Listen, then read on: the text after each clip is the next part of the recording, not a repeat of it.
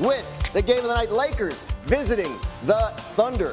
Lakers had a 27-point victory over the Thunder on Sunday, and the rematch could clinch them a playoff spot. So we'll pick it up with 9 minutes left in the third quarter. Lakers down 84-77. That's LeBron James burying the three. Lakers down by 4. Later in the third now, Lakers trailing by 1. Luka pulls up from the logo and gets the three to fall. That puts LA up by 2.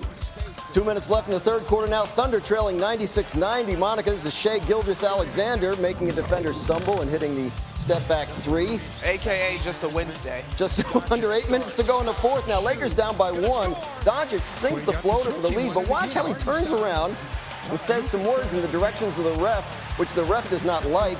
That's Luka's second technical foul of the night, which means he is ejected. Bye-bye. Can't believe it. Says he was talking to a fan.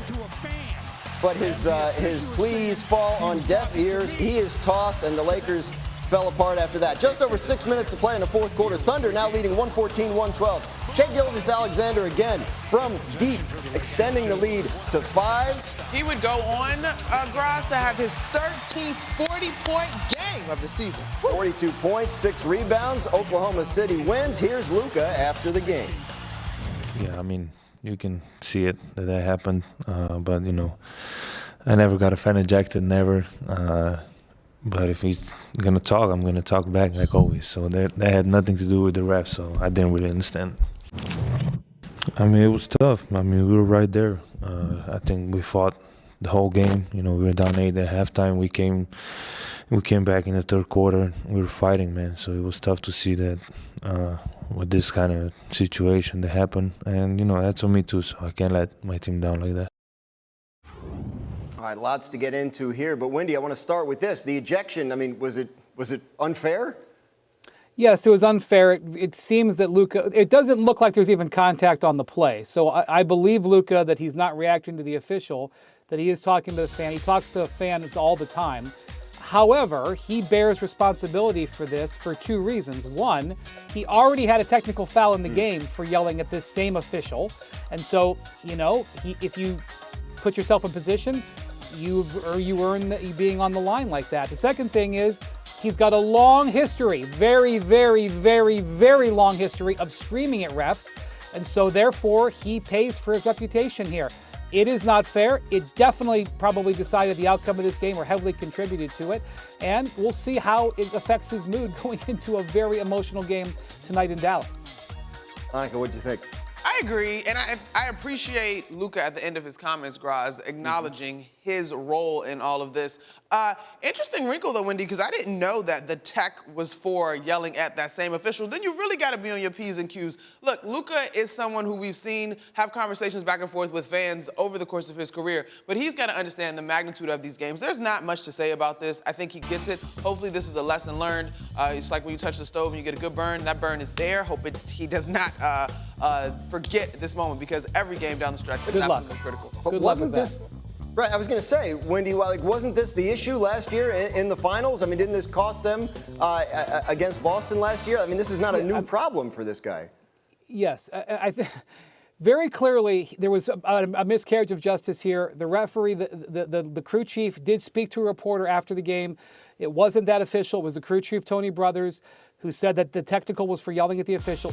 I believe, Luka, that he wasn't yelling at the official, but he has so much baggage when it comes to dealing with officials, he doesn't get the benefit of the doubt. And that is going to be true throughout probably the rest of his career and certainly into the playoffs this year. So my suggestion to him, as has been many people's suggestion to him, is to back off the officials and focus on the game. But despite suffering consequences of that for most of his adult life, he does not seem to change, and so he will continue to run into these situations unless he does. Well, fortunately, tonight's game's in Dallas, so there won't be like any extra emotion or anything like that. But seriously, that's a pretty big game for the Lakers after losing last night, right? Yeah, I mean, the standings, 3 through 8 are separated by a game. So yes, here's the thing.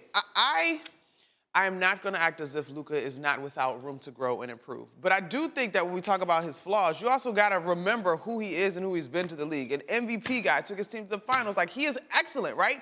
And that, to me, is a solve for some of the things that you would like to see him grow up in. This, To me, we've been talking about his defense, we've been talking about his antics. I think he has an opportunity to really make some real headway as far as improving those things as a Laker. And tonight's game, every game matters. There's not much to say about that. It just happens to be that it's a return to Dallas to add that extra emotional energy, but every game matters for this Lakers squad. So I expect the Lakers to come out with a win, and I expect Luka to play well. Yeah, maybe a good opportunity if you're looking for a way to teach yourself how to keep your emotions in check. Maybe tonight in Dallas is a good. Breaking news in the NBA yesterday was the Denver Nuggets firing head coach Michael Malone and general manager Calvin Booth. Move comes with Denver sitting in 4th place in the West with just 3 games left in the regular season. Malone's firing also coming just 2 years after he led the team to a championship. Assistant David Adelman will take over as the team's interim head coach. Our friend CJ McCollum, who is the president of the NBA Players Association, said this on social media. This league out of pocket, man. WTH going on. Firing good coaches right before the playoffs is nasty work. Windy, I heard this news yesterday, and I thought, why? Why?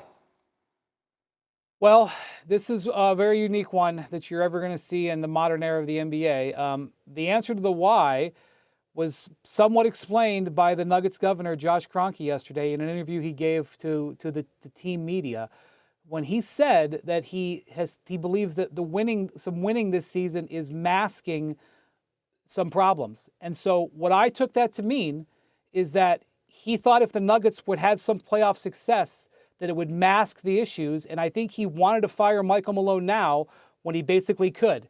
Because if they go into the playoffs and Jokic carries them, he didn't think it was the right direction for the team. He even referenced that he was considering this earlier in the year, and then the Nuggets had an 8-game win streak. And I think he was thinking about doing it earlier. Now, if your retort to that is, why do you take a coach who is the winningest coach in franchise history, who has been your coach for 10 years, the only coach Nikola Jokic has ever known, and why do you do this and not give him this playoffs? Now, that is a fair question, and I don't have a good answer for that. But it seems to me that the ownership didn't want Michael Malone to wiggle out of this by having a good postseason run.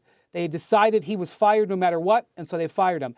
It is unorthodox, but it is a move that ownership is making. And I will just say that the Kroenke family that owns the Nuggets, they own teams across the world. They own the Rams, they own the Avalanche, they own Arsenal, they own other teams.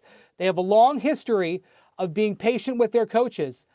This is out of character for them. So you know that their feelings had to be acute on this.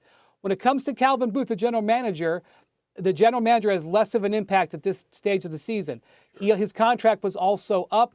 They had discussions since last summer. We're not able to get a contract extension. The fact that he is leaving is not a shocker. The fact that they would do it in conjunction with this now, very, very unusual. So the Nuggets essentially, I know that in the standings it looks like they're in 5th. Really, when you break the tiebreakers down, they're in the play-in right now. They faced must-win games starting tonight in Sacramento, who's fighting for its own playoff positioning. We'll see how the team reacts to this traumatic event at this point in the season. Yeah, I mean, there's so much about this that's just sort of baffling. I mean, you're talking about they didn't want to put him in a position where he won a bunch of playoff games and saved his job. Does that mean, like, if you're Denver's ownership, you don't want to win a bunch of playoff games this year, or you think this gives you a better chance to do it? I think they want to win them without having to give Malone credit. Right. That was my interpretation of what the owner said yesterday. So, obviously, Wendy, our intrepid reporter, on the ground, insider, from afar, you looked at this and you go, to me, this was my first thought, this cannot happen in today's NBA. To me, if Nikola Jokic says, don't do this. This was my first thought. I could be inaccurate and it would actually happen, but I think in a league where we are so heavily driven by stars, you may not have said yes, but I don't think that there was clearly any resistance to this. And so, to me, this was very much about Kroenke's relationship with his stars, because Jokic is not 30 yet, I believe. So they still have runway to continue to be a championship caliber organization. And this is very much about making sure that the team has the best fit. I also will add, I think about a startup company. When a CEO builds up a startup company and then they sell it off. When you have the coach in place that gets everything out of the squad to get to the mountaintop, to win a championship, it is certainly fathomable that eventually that voice begins to get a little stale after you have squeezed everything you can out of this product. And so in the arc of an NBA life, it's certainly odd at this time of the year, but I think we've seen it. We've seen championship coaches be moved on from their past programs. And if you look at what Sacramento happened to them earlier this year, when Doug Christie took over, they did go 10 of 12 over their next dozen games. And so I wonder if Adelman has the chance to sort of bring the elite assistant that everybody loves bump into this moment as far as the playoffs are concerned. Maybe they get a little bounce. But, Wendy, to the earlier point, what does this move tell you about Nikola Jokic and where things stand with him and the team? Well, this is an extremely nuanced situation when you have a firing with a star like this. The difference between the star having influence and the star being able to stop it are two totally different things. So do I think that Nikola Jokic found out about this when Shams tweeted? No. I think he absolutely knew it was coming. Does that mean that he bears responsibility? No. So I think those two things have to be taken apart. And I see this with social media with fans. Often it's not. But in the bigger picture, Graz, Nikola Jokic is in his prime. This is a team that was a championship team 2 years ago. Right now, they're looking like they could be in the play-in. That is not the direction that you want to be going with a player like Nikola Jokic. He has never done anything but show loyalty to Denver, but he's never faced a drama situation like this in the organization. So now they have to execute something during the season. They have to execute a coaching hire, and they have to execute a general manager hire that will optimize Nikola Jokic's prime. And that means that the Nuggets are on the line here as they deal with their franchise superstar. And in the meantime, the playoffs start next week, right? So are they? The 20th. Yeah. Do we not consider them a factor anymore? I won't say that because that championship core is still intact. I think, come on, y'all, the numbers that Nikola Jokic is putting up, he's averaging practically a triple-double, right? Like, you still have one of the best players in the league. I do think as players, it's an opportunity to close ranks, right? How can you shut out the outside noise? Perhaps this new voice at the helm, add a little sprinkle of some things that are different maybe from the way that Coach Malone was leading them, and perhaps there is some new energy. But these guys, at their core, have literal championship experience. Right. But also, Graz, in that same breath, 3 through 8 are separated by a game in the Western Conference. So to me, the quiet part that I guess you say out loud is you are okay with this instability now, to Wendy's point earlier, because you don't want it to look like the winning is a byproduct of this head coach. So you're essentially betting on the core group of guys, and that's what you're doing in the future.